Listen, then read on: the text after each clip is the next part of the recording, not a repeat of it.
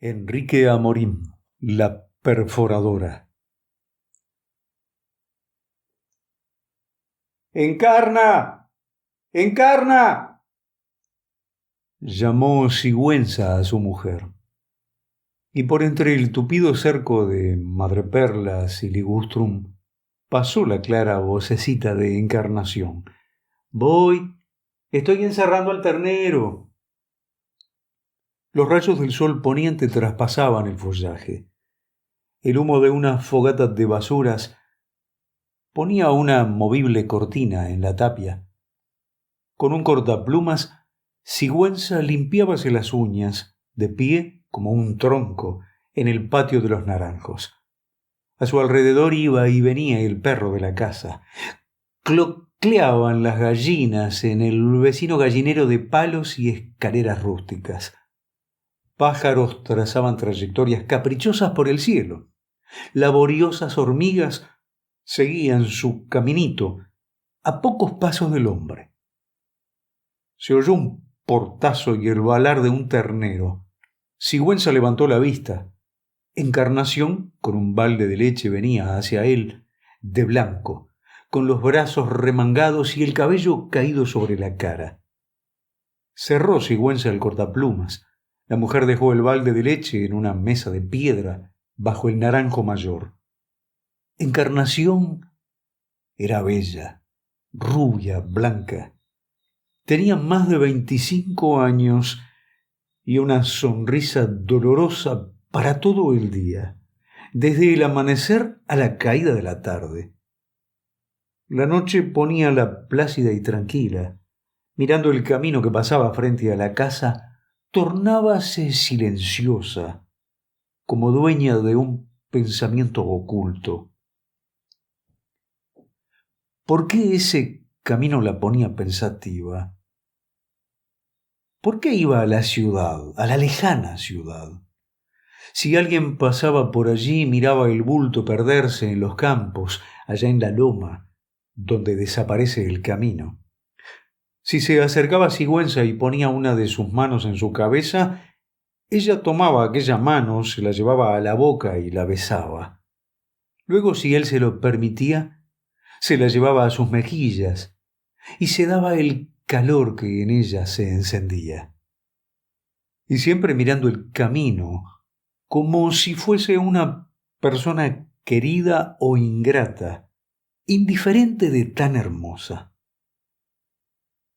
«Mañana vendrá la perforadora», dijo Sigüenza caminando hacia la mesa de piedra, «y enseguida comenzarán a hacer el pozo». «¿Dónde?», preguntó su mujer. «Al lado del depósito, ¿no te parece bien?» «Sí, al lado del depósito». Caminaron hasta la casa. Sigüenza buscó una silla y se sentó de frente al camino en una galería. Cuando Encarnación terminó de arreglarse y disponer la comida, fue a su lado. Preguntó: «¿Y el sillón?». Aquella pregunta era un reproche. A Sigüenza jamás se le ocurría traer el sillón para ella. Fue por él. Se amacaba cansadamente, silenciosa, pensativa, mirando el camino, cuando Sigüenza le dijo: «El que viene con la perforadora es Mario Cufré». «¿Ah, sí? ¿Mario Cufré? ¿Aquel del asunto con Susanita?» «Sí, el mismo». «Con Susanita. Clara o María Esther. Todas esas loquitas todavía andan atrás de Mario». «¿Y él?», preguntó Encarnación. «Como siempre, no lo casa ninguna». Era ya de noche. Sigüenza había fumado 3 cigarrillos seguidos. Encarnación miraba el camino y de vez en cuando suspiraba. Aquella escena, anterior a la llegada de la perforadora, se venía repitiendo desde 5 años atrás. Los mismos días, las mismas palabras, una sola conversación continuada, un tanto fatigosa, siempre desganada. Sigüenza era feliz. Encarnación también, mirando el camino que lleva a la ciudad. Nunca pedía nada, jamás insinuaba un cambio. Sigüenza pasábase el día en el campo. A veces desde una ventana ella lo veía trabajar allá a lo lejos, recorrer los campos, curar animales, cuerear. Volvía al atardecer, cambiaban algunas palabras, cenaban y a la cama. Desde hacía una semana había una preocupación: hacer un pozo para tener agua potable y poner un bebedero cerca de la finca. Pero llegaba la perforadora, todo estaba solucionado. Con ella entraría el progreso, seguramente. Aquella máquina abriría un pozo de agua cristalina y se volvería a la ciudad. La víspera, Sigüenza abrió una botella de vino reservado para festejos, mientras Encarnación contemplaba el camino. Cuando su marido la llamó desde el comedor, Encarnación volvió a la realidad. Estaba soñando, dejándose ir por ese camino que allá a lo lejos, en la loma, se perdía. En la noche, el rastro aparecía más claro. Los campos de un verde oscuro daban relieve al camino lejano. Era ese mismo camino que pasaba por frente a su casa, solitario, abandonado en la pampa. Encarnación estaba soñando cuando su marido la llamó desde el comedor. Era la realidad, y frotándose los brazos desnudos, con un mimo singular, entró en el comedor. 3 días bravíos de calor llevaba Cufré trabajando sin levantar la vista. Sus fornidos brazos acompañaban el barreno subir y bajar constantemente. Aquella barra de hierro, aquel enjambre de poleas, aquellas explosiones de la máquina y el sordo ruido de la barreta hundiéndose en el suelo tenían impresionada a Encarnación. ¿No era acaso el progreso que insistentemente repicaba como una campana en la estancia? Asomada a una ventana, Encarnación se pasaba la tarde. Mario Cufré daba vueltas alrededor de la barra perforadora, con los brazos en alto, haciéndola girar por medio de un trozo de madera que hacía una cruz en el hierro. No levantaba la vista. Repetidas veces se le cayó el sombrero y siguió machacando como si nada hubiese sucedido. Llegaba luego un chico, ayudante en la empresa, y recogía su sombrero. Sin abandonar el tramo de madera, tomaba el sombrero con una mano y seguía trabajando. A veces Encarnación tenía ganas de acercarse, pero aquel hombre joven y sin embargo grave se lo impedía. ¿Acaso la miraba en la mesa como para darle confianza? ¿Acaso hablaba más de 4 palabras? No le hacía caso. Dirigía la palabra a su marido, conversaba con él, reía con él. Con Sigüenza sí era un hombre encantador, pero trabajando y con ella era un ogro. Una tarde, en el 10º día, Encarnación se atrevió y envióle un mate con la negrita.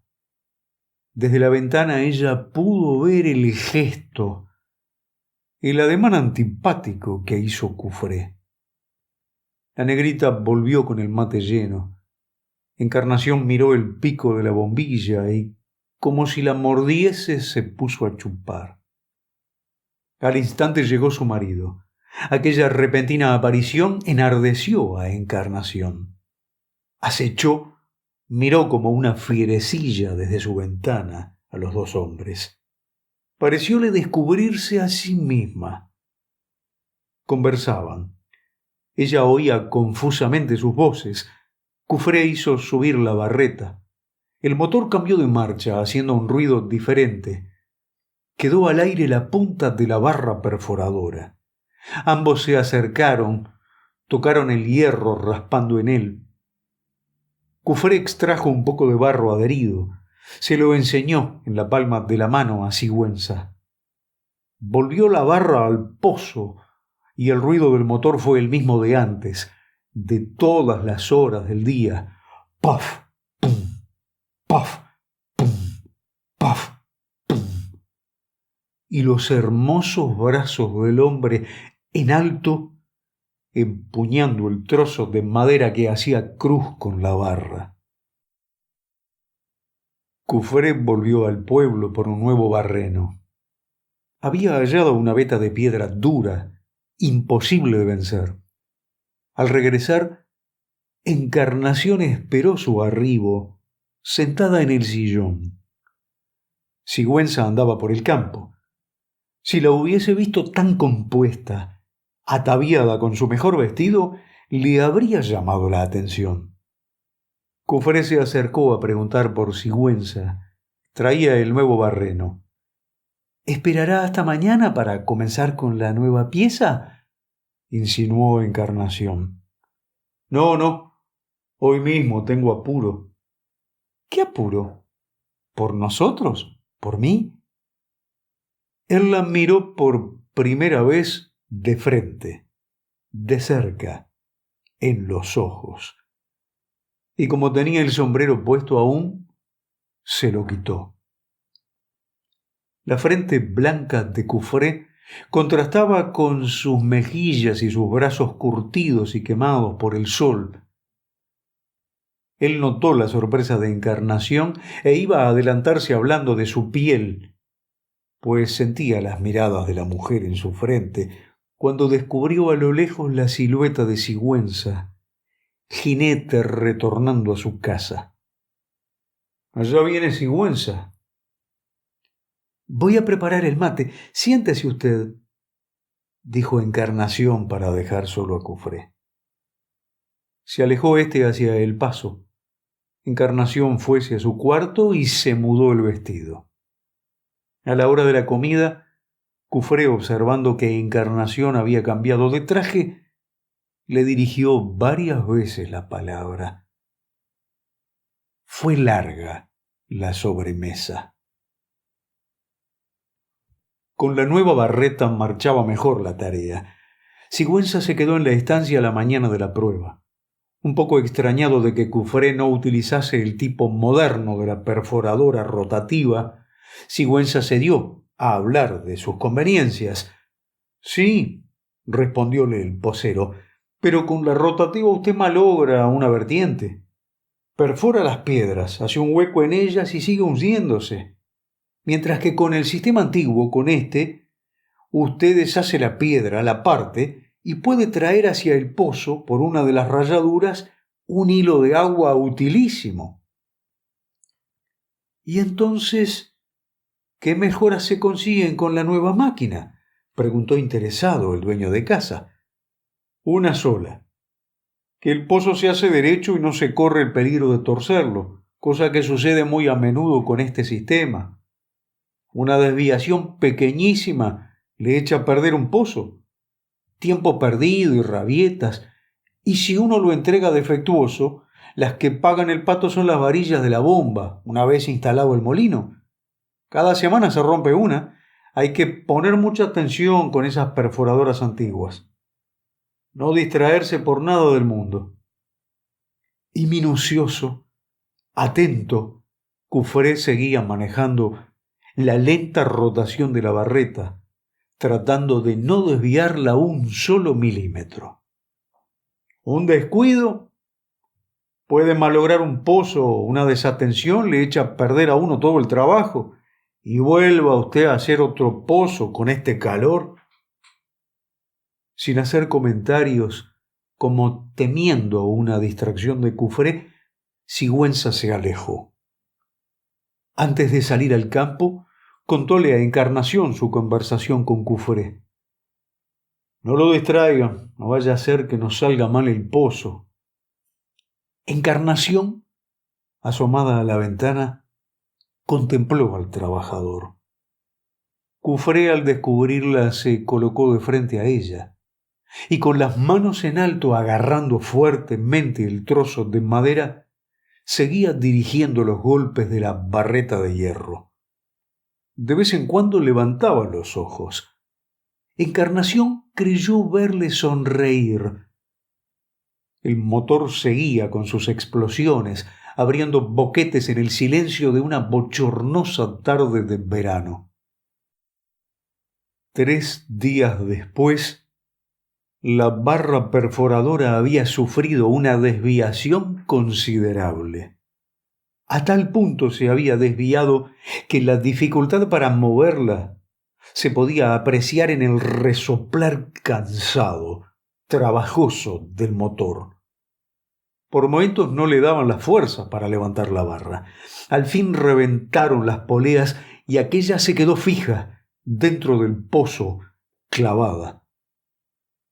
Encarnación no comprendió hasta qué punto llegaba la cólera de Cufré, quien arrojó violentamente el sombrero contra la barra de hierro.